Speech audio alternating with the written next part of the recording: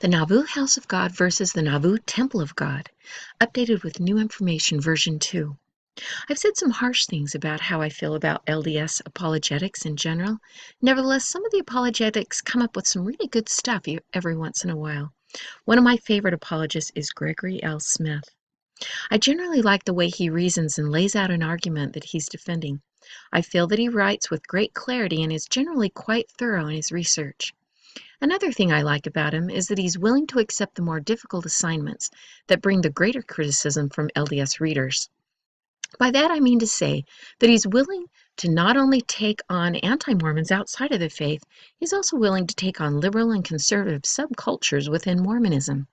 This results in pockets of Latter-day Saints that become angry with him in his apologetic papers. He doesn't seem to mind the criticism from fellow Mormons. He's willing to take one for the Gipper. One case in point in the article he wrote about John Dehlin and Mormon stories, which I blogged about. This has enraged many of the more liberal Mormons that are supportive of the work that John Dehlin is doing. Another example is his recent review of Denver Snuffer's PTHG.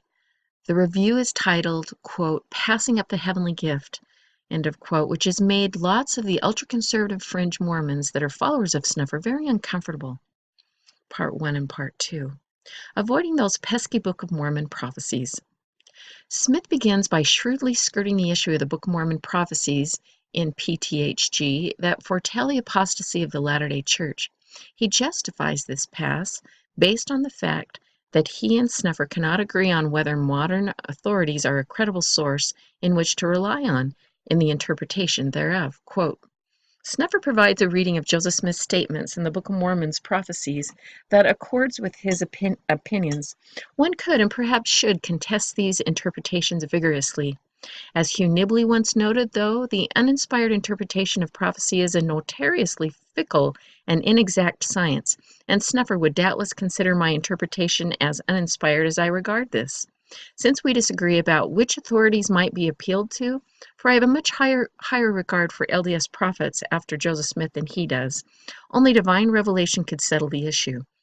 Such divine endorsement or proof is not, however, amenable to citation here. End of quote. The strategy of avoiding the Latter-day apostasy passages in the Book of Mormon is a stroke of genius on his part for two reasons, in my opinion.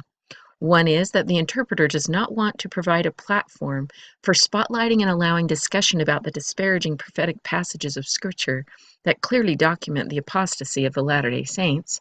Secondly, because it enables him to avoid making a feeble attempt at debunking one of the most devastating and incriminating aspects of the book, which I believe Smith and the corporate church has no acceptable responses to. By dismissing the most controversial yet difficult to refute topics of the book, Smith clears the way to move on and cherry-pick other issues to spotlight. Curiously, Smith is game for challenging some of the controversial prophetic declarations in PTHG, taken from section 124. In my opinion, he was unwise in his decision to do this. These issues having to do with section 124 will be the primary focus of this article. There are a few excellent points within Smith's review that I really enjoyed. For instance, I felt that he really nailed the proud descendants of Nauvoo topic. In fact, I'm going to delete that topic from my upcoming updates to my own review because I think Smith pretty much articulated my own thoughts on it. Little or no evidence that the saints were being slothful. While reading the review by Gregory Smith, I came upon a topic that's very near and dear to my heart. It's the topic pertaining to the church being rejected with their dead for neglecting to complete the Nauvoo temple within the sufficient time that the Lord allocated or allotted in section 124. In his article, Greg Smith made the following declaration, quote, "There is, in short, little or no evidence that the saints were being slothful in building the Nauvoo temple." End of quote. I'm afraid this is one issue where Gregory Smith and I have to part ways. I strongly disagree with the above statement. I am so passionate about this topic, that I could not constrain myself from making a comment on the Interpreter blog, which I did not think would be posted, since some of my comments in the past have been blocked. Amazingly, all of my comments to date have been posted. You can see my first response here. One of his loyal followers challenged my response here, and my response to him here. I followed up with the additional documentation here, so you can read all of that if you'll click on those links. Lots of additional documentation. I've made additional comments as well. In one of them, I gave a summary of what I am going to cover in more detail in this article, and I included the following reference showing Joseph Smith's July 1840 prophecy that the Nauvoo temple would not be completed. Quote, "We shall build the Zion of the Lord in peace until the servants of that Lord shall begin to lay the foundation of a great and high watchtower, and then shall they begin to say within themselves, What need hath my Lord of this tower, seeing this is a time of peace? And then the enemy shall come as a thief in the night and scatter the servants abroad." End of quote. I must commend the moderator over there at the Interpreter for allowing as much discussion as he has from those with a differing view. They seem to be more willing to allow a lively discussion on both sides of this issue now than they were back when they were under the direction of the church. Now you may think this is curious that I am doing a critical review of many of the teachings of PTHG on my blog while defending one of its most controversial and high-profile teachings on another blog. However, I'm not actually defending Snuffer's claim about the church being rejected. I'm defending my claim that the church was rejected. You see, I've been pondering and writing about the topic for over 20 years now.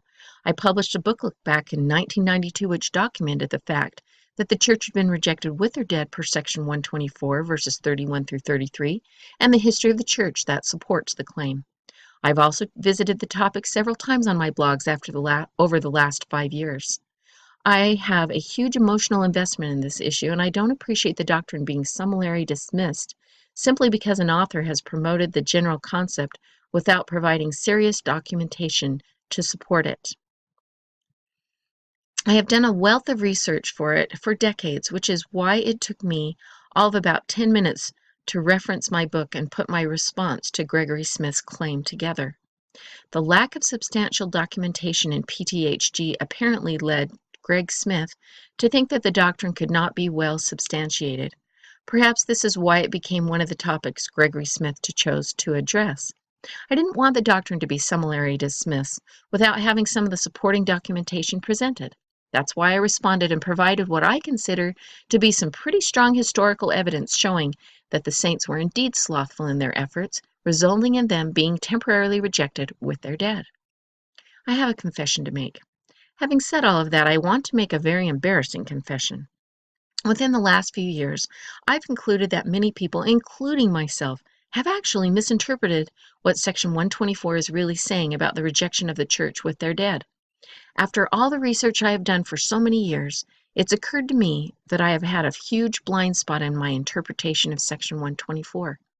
I've suspected this to be the case for a while now, but I've not wanted to personally sustain or cause further brain damage to others by attempting to explain what my current belief is regarding the doctrine. I'm on a learning curve like everyone else, and I'm continually having to modify, update, and correct my current understanding of the history of the church. I can eat crow with the best of them. After pondering this issue, since making the comments at the Interpreter, I've decided to attempt to explain what I am currently thinking about this issue and why the argument and supporting evidence that the church has been rejected is actually significantly stronger than most people suppose. Section 124 is not about the Nauvoo temple. I believe that virtually everyone misunderstands Section 124 because the Lord intentionally made the narrative very cryptic and easy to misunderstand. In essence, He's put a veil or blindness over the Latter-day Saints that is just beginning to be lifted in preparation for the marvelous work that's about to take place. The key to understanding the true meaning behind the narrative in Section 124 is provided by some of the prophetic comments from Joseph Smith and his associates that were parroting him.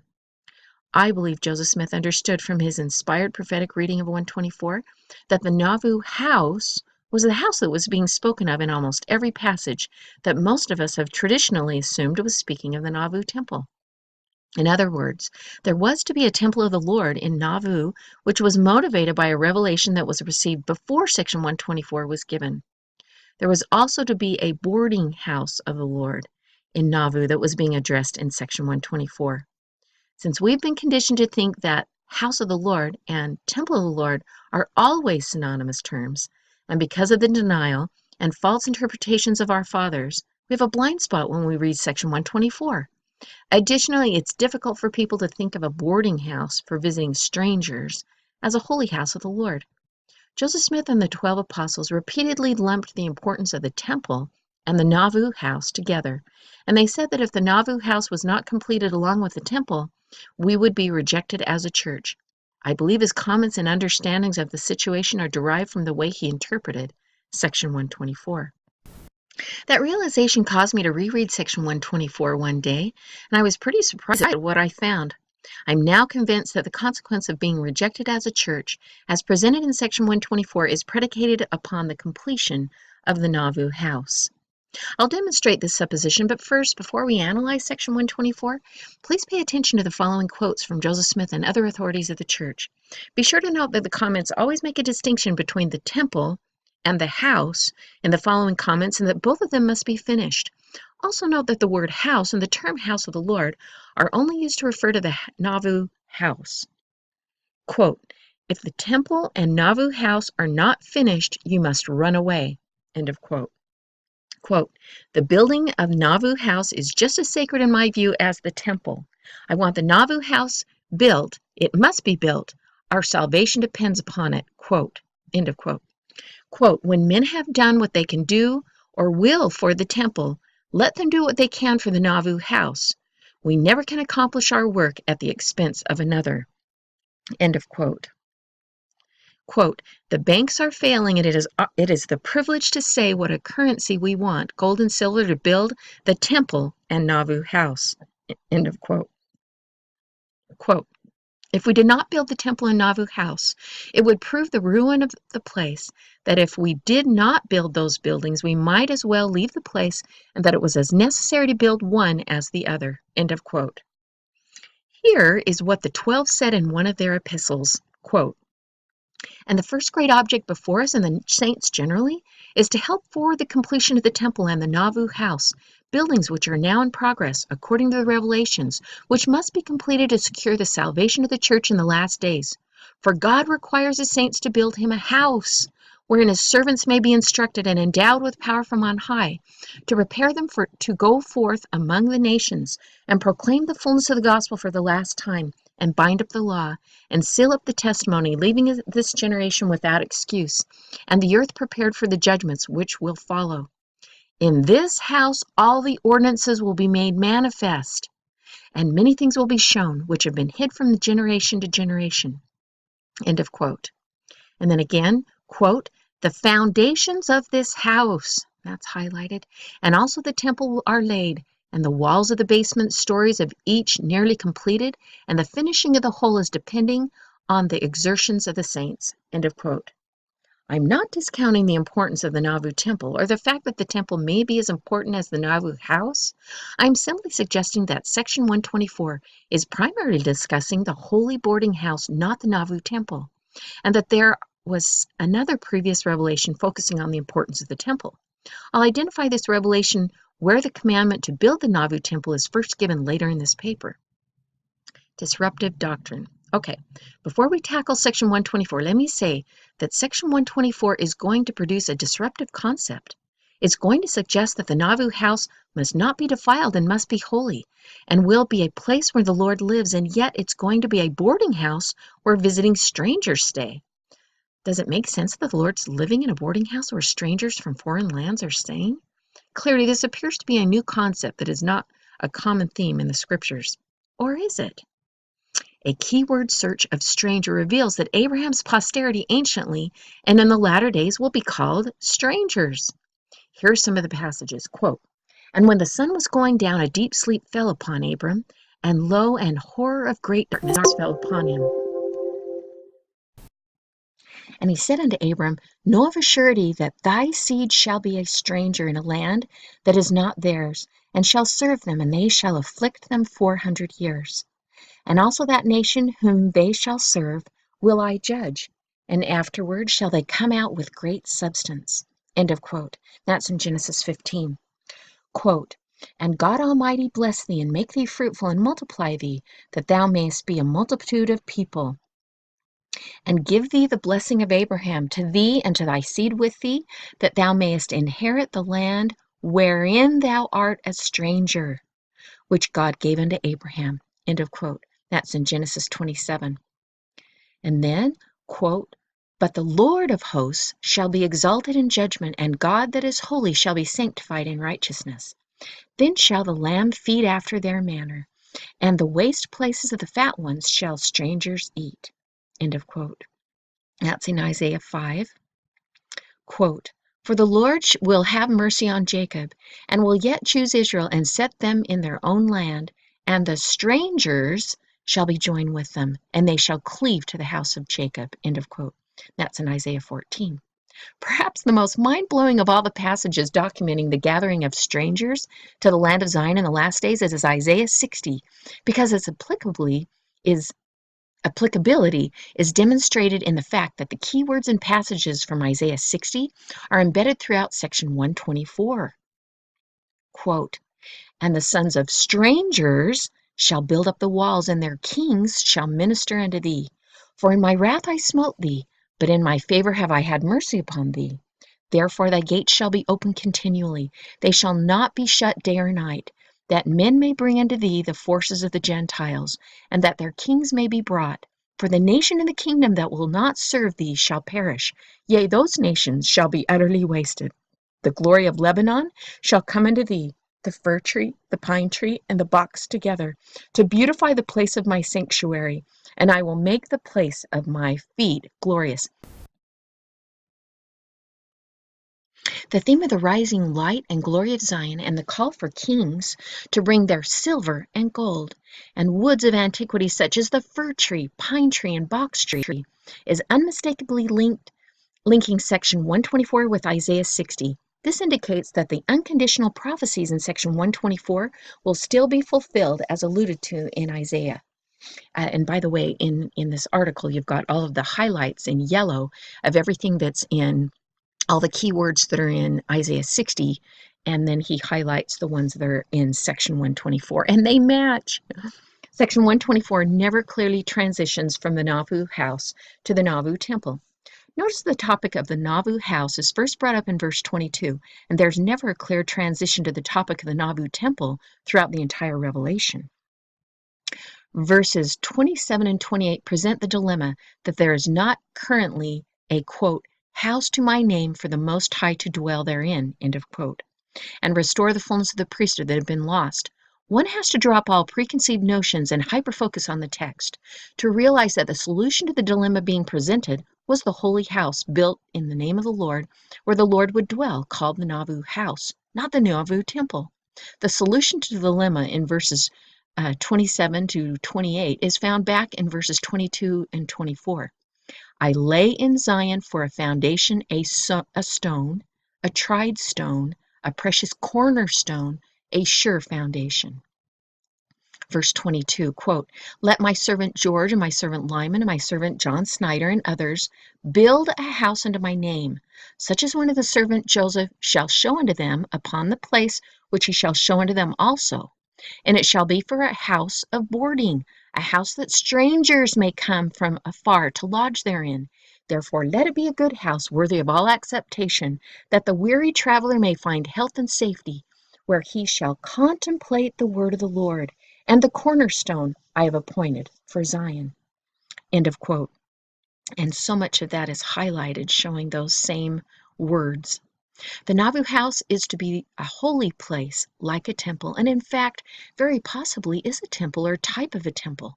It is for contemplating the word of the Lord.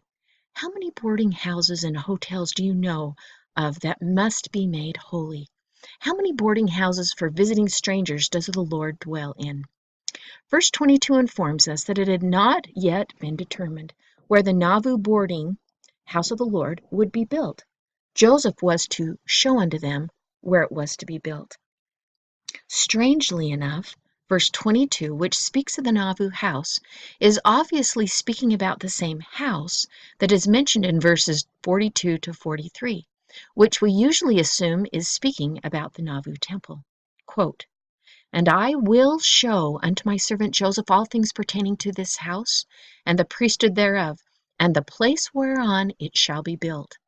And ye shall build it on the place where you have contemplated building it, for that is the spot which I have chosen for you to build it." And that was verses 42 and 43. Okay, I'm going to read the footnote right here that I think is quite interesting.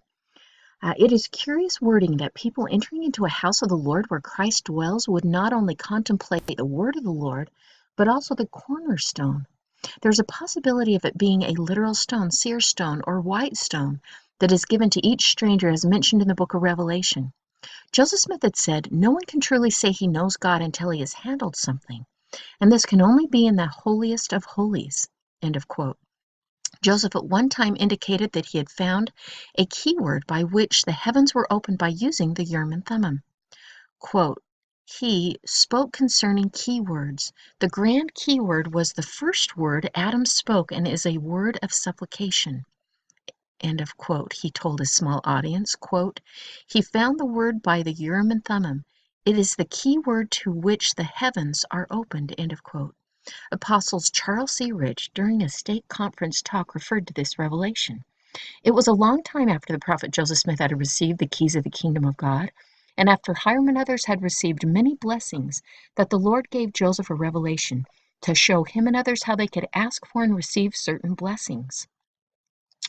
In relation to this, we read in the Revelations of St. John and of the white stone as follows, quote, and in the stone a new name, which no man knoweth save him that receiveth it. End of quote. Joseph tells us in D&C 130, verses 10 and 11, that this new name is a key word which can only be obtained through the endowments. End of quote. Obviously referring to the true Melchizedek endowment and the baptism of fire in the Holy Ghost, not a Masonic endowment ceremony. Facsimile number 2 of the Book of Abraham taught that God gave, quote, the grand key words of the holy priesthood to Adam in the Garden of Eden, as also to Seth, Noah, Melchizedek, and all of whom the priesthood was revealed, including the patriarch Abraham. 125. In that same facsimile, the prophets saw representations of God sitting upon his throne, revealing through the heavens to these ancients the grand key words of the priesthood. End of quote. And that's the end of the footnote right there. Both sets of passages must be speaking about identifying the place of the Nauvoo house of God, not the Nauvoo temple, because the Nauvoo temple property had already been purchased by October 19, 1840, and the temple was already being erected prior to January 15, 1841, several days before Section 124 was even given. Gregory Smith reveals this very significant truth in his paper. Quote, the times and seasons announced temple construction had begun on the 15th of January, 1841, 4 days prior to the revelation, which suggests the saints were not particularly slack regarding the temple. The temple of the Lord is in process of erection here, where the saints will come to worship the God of their fathers according to the order of his house and the powers of the holy priesthood, and will be so constructed as to enable all the functions of the priesthood to be duly exercised, and where instructions from the Most High will be received, and from this place go forth to distant lands. End of quote. By making this admission, Smith provides documentation that reveals that the house of the Lord that Joseph needs to reveal the future location of, that dominates the narrative in section 124, is not the Nauvoo temple, it is Nauvoo house. This, of course, takes any debate out of the issue of whether the saints were slothful in meeting the sufficient time allotted, because the Nauvoo house project was completely dropped long before it got anywhere close to being finished. Section 124 never mentions the word temple. The word temple never once shows up in this entire section, only the term house. What we do know is that if Section 124 ever commands the Nauvoo temple to be built, it is not the first time the commandment was given.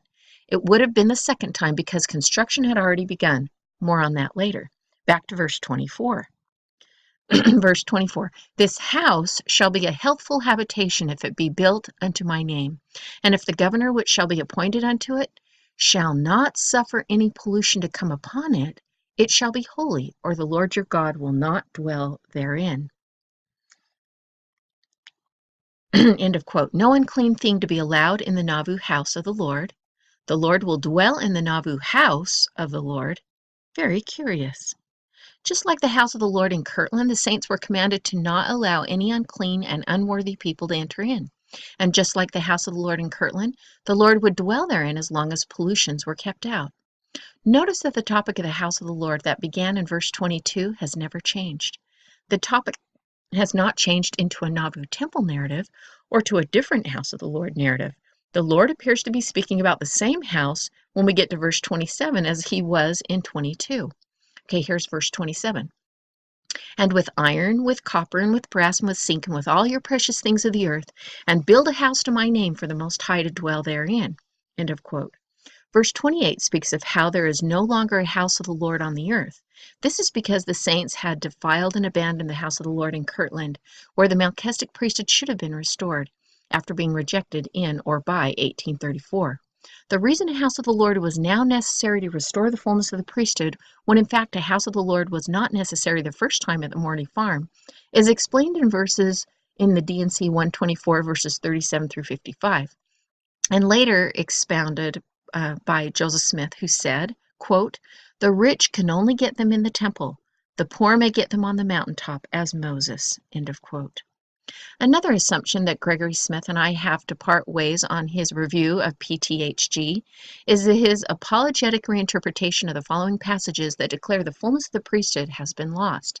Smith interprets the passages to be saying that the fullness of the priesthood had been lost during New Testament times and need to be restored again during Joseph's ministry in Nauvoo. He gives no reference to indicate whether an official source had previously given that interpretation or whether it was his own invention or not. His logic is based on baptisms for the dead being the active ingredient of the narrative, even though the topic of baptisms follow the ominous declaration that there was no longer a holy house of the Lord on the earth. While he provides no authoritative source for the innovative interpretation he offers, his interpretation differs from one that is offered by a fellow apologist. The Kirtland house of the Lord had been defiled and abandoned.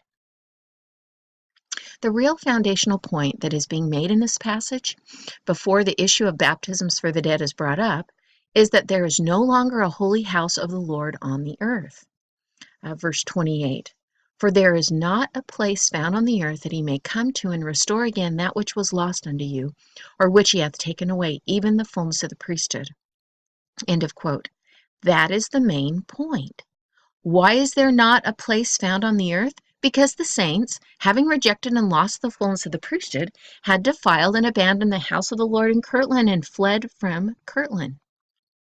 When the saints were few in number and poverty-stricken, the Lord allowed the fullness of the priesthood to be restored in 1831 at a humble farmhouse owned by Isaac Morley. Eventually, the saints rejected the fullness of the priesthood by taking what they had been given lightly, and by doubting, and by failing to live the gospel law contained in section 42. Hence, the fullness was taken away and became lost to them. Nevertheless, the Lord labored with them, and they grew in number and built a house unto the Lord in Kirtland, where they petitioned the Lord to forgive their transgressions and place his name back upon the house, the church, and the house of the Lord, restoring the fullness. Unfortunately, the saints stumbled and lost access to the house of the Lord through disobedience.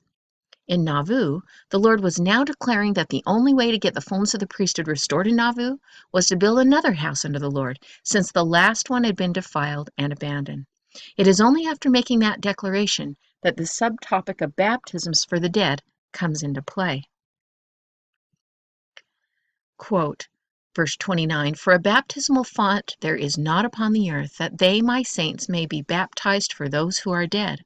For this ordinance belongeth to my house, and cannot be acceptable to me only in the days of your poverty, wherein ye are not able to build a house unto me.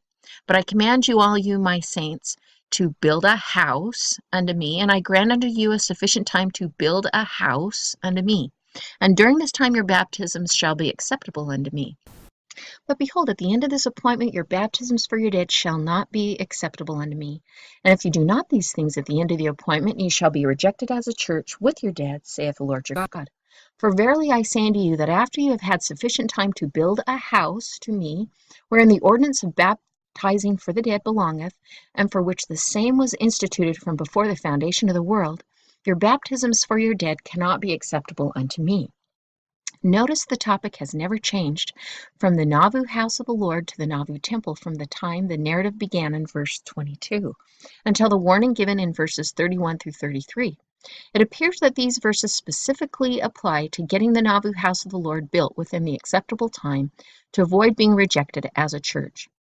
We know that Joseph Smith must have been interpreting section 124 this way because of his warning declarations that, quote, if the temple and Nauvoo house are not finished, you must run away. The building of Nauvoo house is just as sacred in my view as the temple. I want the Nauvoo house to be built. Our salvation depends upon it. When men have done what they can or will for the temple, let them do what they can for the Nauvoo house. We never can accomplish our work at the expense of another, end of quote. And then verse 34, quote, for therein are the keys of the holy priesthood ordained that you may receive honor and glory, end of quote. The holy boarding house is where the keys of the holy priesthood are ordained. And then verse 35, quote, and after this time your baptisms for the dead by those who are scattered abroad are not acceptable unto me, saith the Lord. I'm going to read the footnote here. It would appear from a literal reading of the text that there was to be a baptismal font in the Nauvoo house. This makes sense because Joseph had indicated that there would be several baptismal fonts for baptizing the dead. Here's a quote from a thesis on the succession crisis done by Andrew E. Hatt, quote, Joseph succinctly stated that Elijah's mission would only be fulfilled when the saints come up as saviors on Mount Zion. By building their temples, erecting their baptismal fonts, and going forth and receiving all the ordinances, baptisms, confirmations, washings, anointings, ordinations, and sealing powers upon our heads, in behalf of all of our progenitors who are dead, and redeem them, that may come forth in the first resurrection and be exalted to thrones of glory with us. And herein is the chain that binds the hearts of the fathers to the children and the children of the fathers, which fulfills the mission of Elijah. Okay, end of the footnotes. Continuing with verse 36, quote, for it is ordained that in Zion and in her stakes and in Jerusalem, those places which I have appointed for refuge, shall be the places for your baptisms for your dead. And again, verily I say unto you, how shall your washings be acceptable unto me, except you perform them in a house which you have built in my name?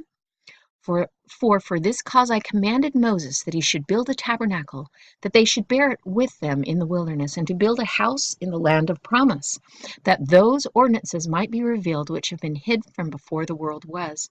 Therefore, verily I say unto you, that your anointings and your washings and your baptisms for the dead and your solemn assemblies, and your memorials for the sacrifices by your sons of Levi, and for your oracles in the most holy places, wherein you receive conversations, and your statutes and judgments, for the beginning of the revelations and the foundation of Zion, and for the glory, honor, and endowment of her municipals, are ordained by the ordinance of my holy house, which my people are always commanded to build unto my holy name.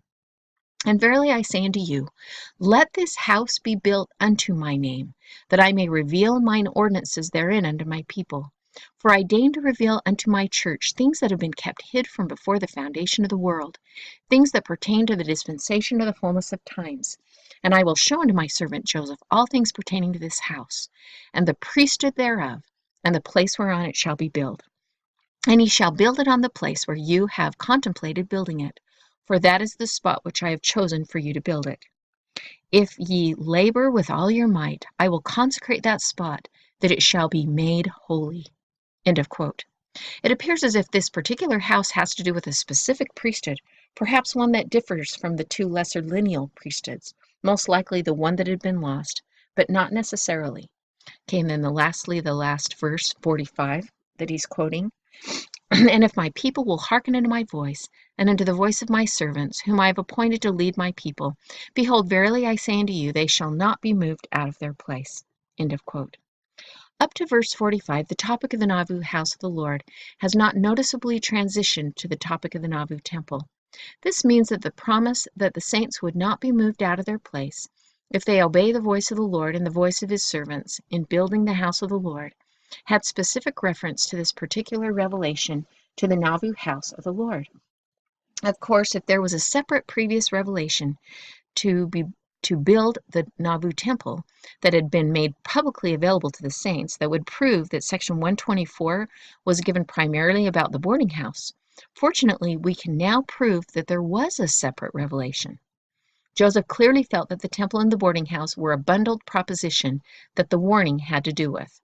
Quote, but if they will not hearken to my voice, nor unto the voice of these men whom I have appointed, they shall not be blessed, because they pollute mine holy grounds, and mine holy ordinances and charters, and my holy words which I give unto them. Verse 47, and it shall come to pass that if you build a house unto my name, and do not do the things that I say, I will not perform the oath which I make unto you, neither fulfill the promises which ye expect at my hand, saith the Lord. For instead of blessings, ye by your own works bring cursings, wrath, indignation, and judgments upon your own heads, by your follies and by all your abominations, which you practice before me, saith the Lord. End of quote. All of this seems to be in the same context of these issues applied to the Kirtland Temple. The Nauvoo house was in many ways being likened to the house of the Lord in Kirtland. This is obviously revealing that the Nauvoo house of the Lord, although a temple of sorts, has a distinctly different purpose than the Nauvoo temple. Okay, this is all bolded and capitalized. It is not until we get to verse 55 that section 124 might possibly change topics from the Nauvoo house of the Lord to the Nauvoo temple, house of the Lord. Verse 55.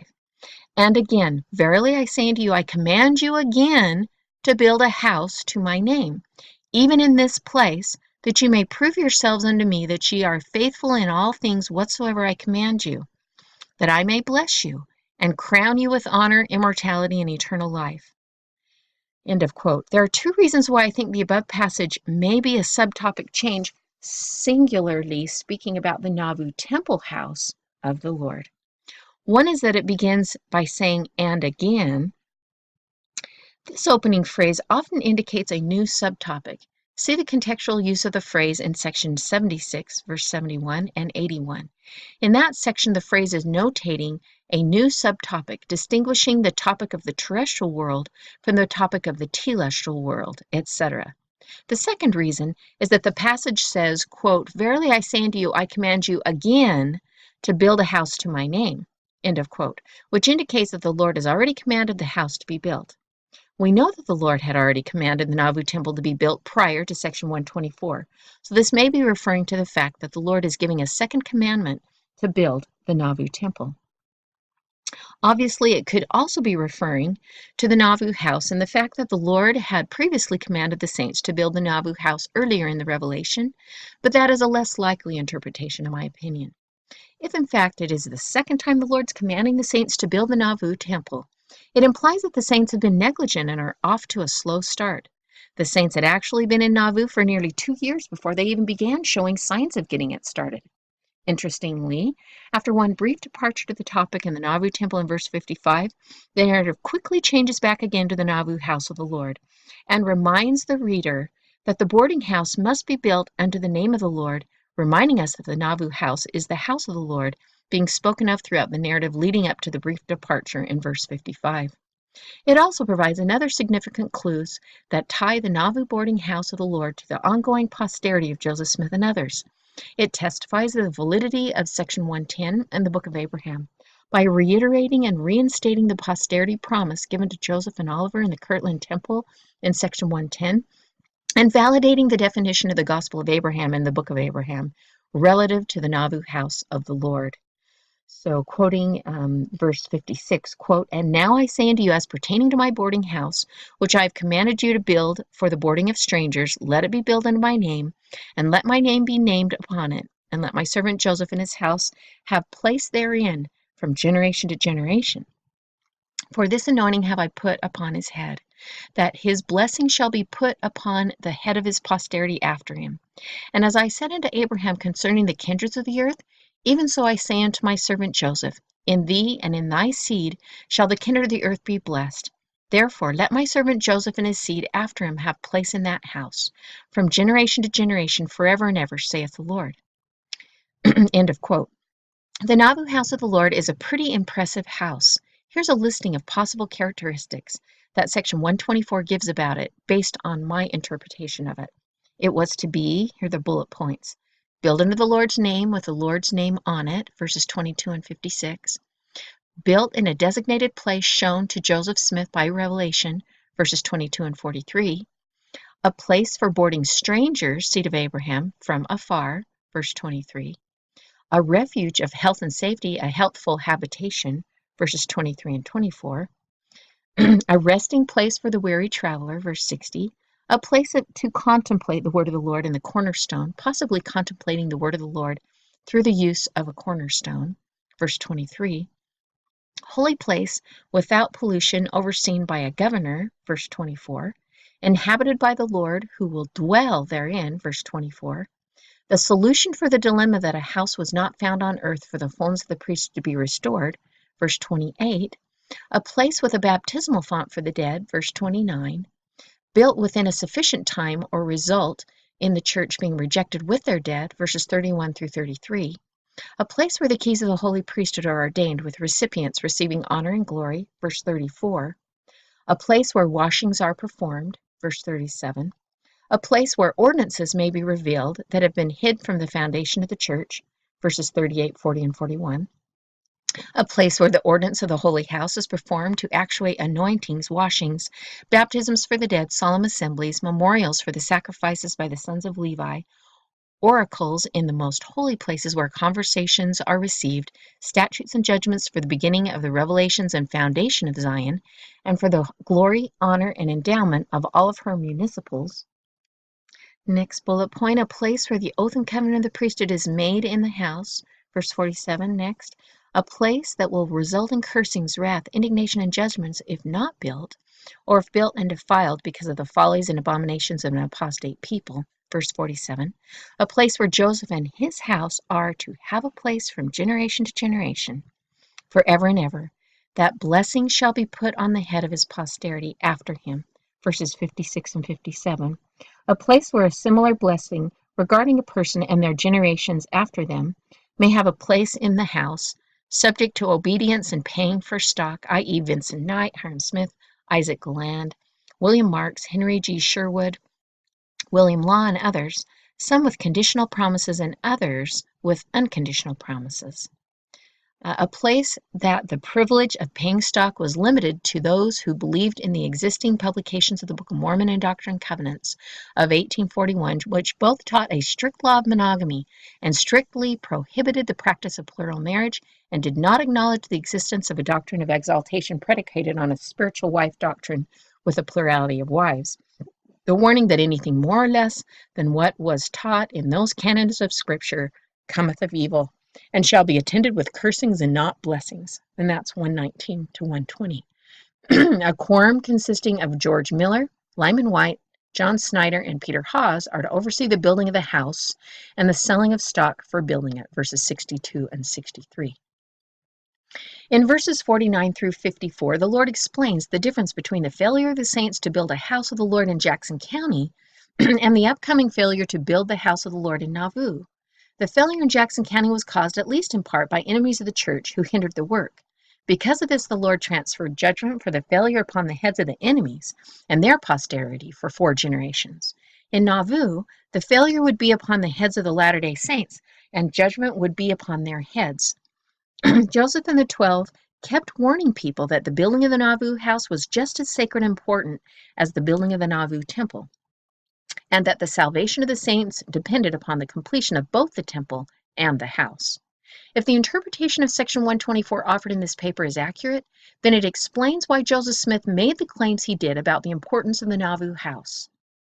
Section 97 contains the commandment to build the Nauvoo temple. In this article, I stated that section 124 was primarily about the house of the Lord in Nauvoo and was to be a boarding house, and that the revelation to build the Nauvoo temple must have been given previous to section 124. Something that has been forgotten by many LDS scholars and authors is that the leaders of the church in Nauvoo believed that section 97 of the D&C was the revelation containing the commandment to build the Nauvoo temple. I now quote from Volume 2, Number 7 of the Times and Seasons, page 295, under the date of February 1st, 1841. Quote, "To show more fully the will of God concerning the house which is to be built, we make an extract from the Book of Covenants, page 209, which reads as follows, quote, Verily I say unto you," that started in verse 10, "Verily I say unto you, that it is my will that a house should be built unto me in the land of Zion, like unto the pattern which I have given unto you. Yea, let it be built speedily by the tithing of my people. Behold, this is the tithing and the sacrifice which I, the Lord, require at their hands, that there may be a house built unto me for the salvation of Zion, for a place of thanksgiving for all saints, and for a place of instruction, for all those who are called to the work of the ministry in all their several callings and offices, that they may be perfected in the understanding of their ministry, in theory, in principle, and in doctrine, and all things pertaining to the kingdom of God on the earth. End of quote. Oh, continuation of quote, sorry.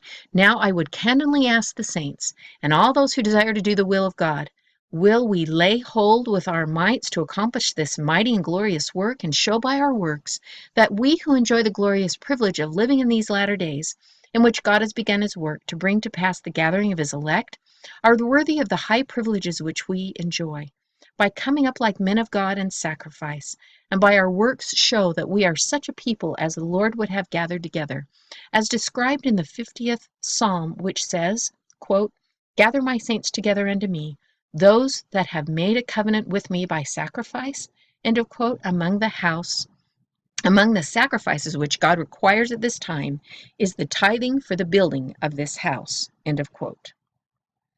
As you can see, the article in the Times and Seasons is specifically identifying Section 97 as the revelation commanding the building of the Nauvoo house in the land of Zion, Nauvoo being the cornerstone of Zion.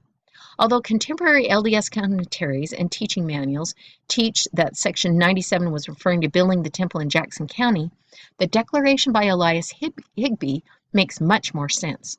The revelation came 2 weeks after the Jackson County saints had signed an agreement to leave Jackson County. It was unknown to Joseph Smith what had happened in Jackson County at the time when he received Section 97. Some critics of the church have no doubt mocked the revelation, assuming that God apparently didn't know that the saints had agreed to leave Jackson County. But in hindsight, it's now obvious that the portion of the revelation pertaining to building a temple was speaking of a future time. Here's a chronology of events showing that the Nauvoo temple had been commanded and contemplated for many years before Section 124 was given. August 1833, quote, "Verily I say unto you that it's my will that a house should be built unto me in the land of Zion, like unto the pattern which I have given you." End of quote, and that's Section 97. The winter of 1839-40. Even as the saints began to settle commerce, the brethren, quote, "began to talk upon the subject of building a temple, wherein to administer the ordinances of God's house. Several councils were held, and a place selected whereupon the temple was contemplated to be built." End of quote. And that's Clayton, quote, "Nauvoo Temple History Journal."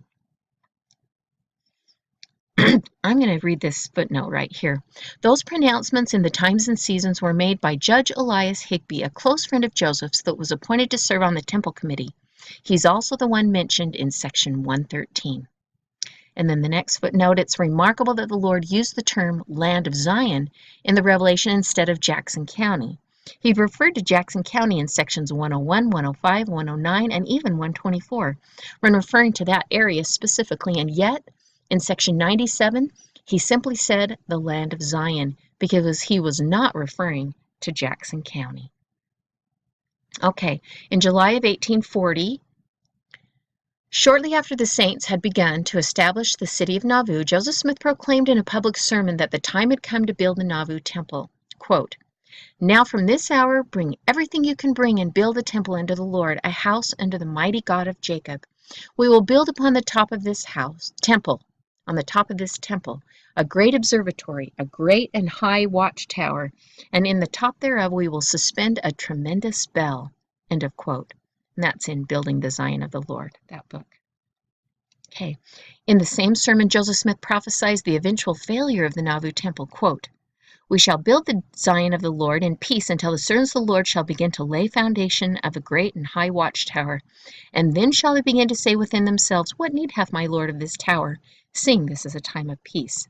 End of quote. August of 1840. In Nauvoo, the First Presidency issued a general epistle stating, quote, "It is necessary to erect a house of prayer, a house of worship of our God, where the ordinances can be attended to agreeably to his divine will in this region of country." End of quote. And that's in History of the Church, Volume 4. October of 1840. In the General Conference of the Church, the congregation resolved, quote, "that the saints build a house for the worship of God, that Reynolds Cahoon, Elias Higbee, and Alpheus Cutler be appointed to a committee to build the same." End of quote. Men agreed to tithe their labor, working 1 day in 10 on the temple. And that's in History of the Church, Volume 4. The temple committee was charged to superintend the work and oversee the entire operation. They also received donations. Those who donated received receipts, usually written by Elias Higbee. Clayton in Nauvoo Temple History Journal. A limestone quarry in an old stream bed northwest of Nauvoo, but within the city limits, opened. It was located west of Main Street between Hyam Street and Joseph Street. Elisha Everett struck the first blow for stone for the temple. William Niswanger operated the quarry, which came to be called the Templestone Quarry. Albert P. Rockwood and his assistant, Charles Drury, supervised the crews cutting the limestone. Later, stone from another quarry was also used. Joseph Smith III stated that the stone for the temple came from a quarry in the north side of the city along the riverbank, the Templestone Quarry, and some of them from down the river, probably the Loomis Quarry. Fall of 1840. Joseph Smith, quote, advertised for plans for a temple. He, William Weeks, said several architects presented their plan, but none seemed to suit Smith. So when he went in and showed his plans, Joseph Smith grabbed him, hugged him, and said, "You are the man I want." End of quote.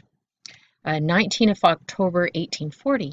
Prior to this date, the Temple Committee had contacted Daniel H. Wells about the land for the temple. This is in Clayton's Nauvoo Temple History Journal. Joseph Smith wrote that the church had, quote, secured one of the most lovely situation for the temple in this region of the country. He also stated that the Nauvoo temple was, quote, expected to be considerable larger than the one in Kirtland and on a more magnificent scale, end of quote. That's in the Times and Seasons. And then the last one is 15th of December 1840. Work on the quarry continued, but progress was slow. The workers tithed their time, working 1 day in 10. And that's in Manuscript History of the Church.